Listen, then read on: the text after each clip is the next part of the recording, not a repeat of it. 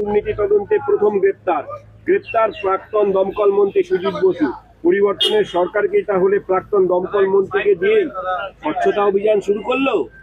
কোনো ব্যক্তি আমাদের কাছে গুরুত্বপূর্ণ নয়, পুরো দুর্নীতি হয়েছে 15 বছর ধরে, সেই ত্রিফলা থেকে আরম্ভ করে তার তদন্ত হবে। মানুষের এটা অধিকার আছে, তাদের টাকা যারা চুরি করেছে তাদেরকে শাস্তি দেওয়ার আর অধিকার আছে। সেই জন্য সরকার এসছে, সরকারের দায়িত্ব দুর্নীতিবাজদেরকে আইনের সামনে নিয়ে আসা। প্রশাসন সেই কাজটা করবে, আইন তাদেরকে সাজা দেবে। সিন্ডিকেট রাজ, অবৈধ বালি খাদান, কয়লা খাদান থেকে বালি চুরি, গরু পাচার যাবতীয় বন্ধ করা বিজেপির মূল এজেন্ডা ছিল। বন্ধ হয়ে গেছে।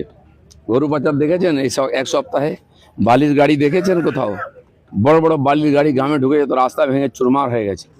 এমএলএরাও কালকে বলছিলেন যে সব বন্ধ হয়ে গেছে, আর পার্মানেন্টলি বন্ধ হবে। যেখানে সেখানে একটা গেট লাগিয়ে দিয়ে রাস্তায় গুন্ডা ট্যাক্স না হতো, গাড়িতে সমস্ত মানুষের কাছ থেকে সব উঠে গেছে। বাকি যেখানে যা আছে আপনারাও বলুন, আমাদের এমএলএ থেকে মাননীয় মুখ্যমন্ত্রী বলেছেন যেখানে যা আছে খবর দিন, সেখানকার ডিএমের সঙ্গে তাদের মিটিং করানো হবে। সমস্ত কমপ্লেন জনতাকেও বলছি, আপনারা আপনাদের কমপ্লেন আমাদের এমএলএদের মাধ্যমে জানান, মেল করুন, মাননীয় সিএম এর দপ্তরে মেল করুন, সব কিছু সমাধান হবে।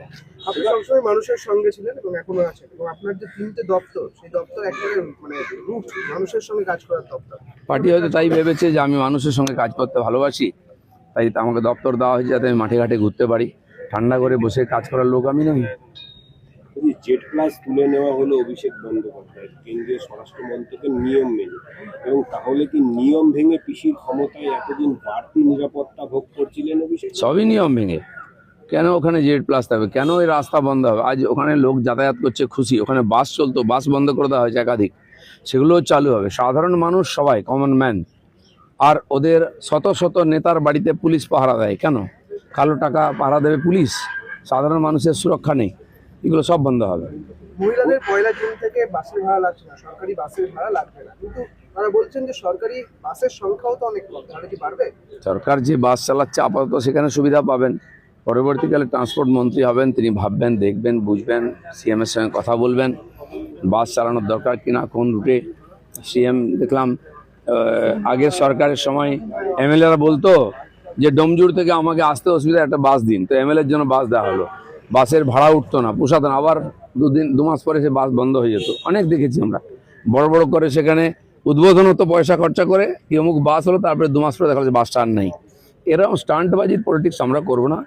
সাধারণ মানুষের সুবিধার জন্য যদি মনে হয় সেখানে বাস দেওয়া দরকার, সরকার দেবে। বলছি, সুব্রত গুপ্তের পরেই মুখ্য সচিবের দায়িত্ব পেলেন মনোজ আগরওয়াল।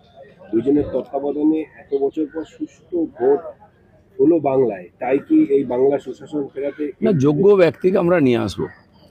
দুর্নীতিবাজ লোকেদের রাখা যাবে না, অযোগ্য লোকেদের মাথায় বসিয়ে দেওয়া হয়েছে যোগ্য ব্যক্তিদের, সেজন্য তারা হীনমন্যতায় ভুগছিলেন। তো যোগ্য ব্যক্তিকে সামনে আনা হবে, আরও অনেক পরিবর্তন হবে।